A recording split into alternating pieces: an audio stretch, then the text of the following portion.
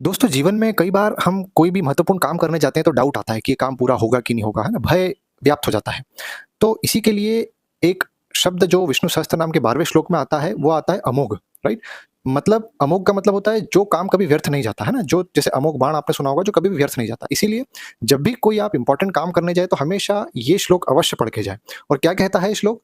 ये कहता है वसुर्वर सुमना सत्य समात्मा संमिता समः अमोघ पुंडरीकाक्षो वृषकर्मा वृषाकृति। अर्थात वसु, वसु मतलब जो सब में निवास करते हैं ना, जिनका निवास सब जगह वसु। वसुर्वर सुमना, वसुमना मतलब होता है कि जो जिसका मन जो है वो अत्यंत निर्मल है, कल्याणकारी है, ऐसा बोल सकते हैं हम। सत्य, सत्य आप जानते हैं जो भूत भविष्य वर्तमान सभी कालों में जिसका अस्तित्व है, जो एकमात्र सत्य है वो ईश्वरी है। और इसीलिए उपनिषदों में भी उसे जो है भगवान को ईश्वर की परम सत्ता कहा गया है ना। भगवान जो है वो संसार परिवर्तनशील है, लेकिन केवल ईश्वरीय जो है जो फिक्स है, राइट?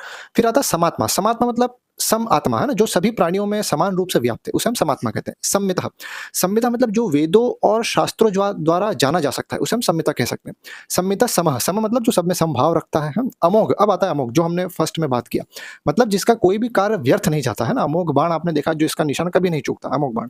पुंडरीकाक्ष, पुंडरीकाक्ष मतलब पुंडरी मतलब आप जानते हैं कमल के समान, और काक्ष अक्ष मतलब नेत्र, मतलब जिनके कमल समान नेत्र हैं उसे पुंडरीकाक्ष। वृषकर्मा, वृषकर्मा मतलब वृष जो होता है वो धर्म को हम बोलते हैं, और कर्मा आप जानते हैं जो धर्म रूपी कर्म करते हैं, धर्म संगत कर्म करते हैं, उसे वृषकर्मा कहते हैं, है ना? और वर्षाकृति, वर्षाकृति मतलब जिसका स्वरूप, जिसका आकृति ही धर्ममय है, राइट?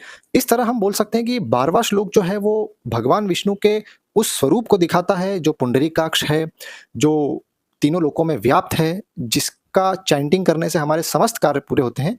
ऐसे भगवान विष्णु का मुझे ध्यान करना चाहिए और ये श्लोक को पढ़ना चाहिए, जिससे मेरे जीवन में हमेशा सद्भावना बनी रहे और सफलता प्राप्त हो। धन्यवाद। Stay tune for the next shloka.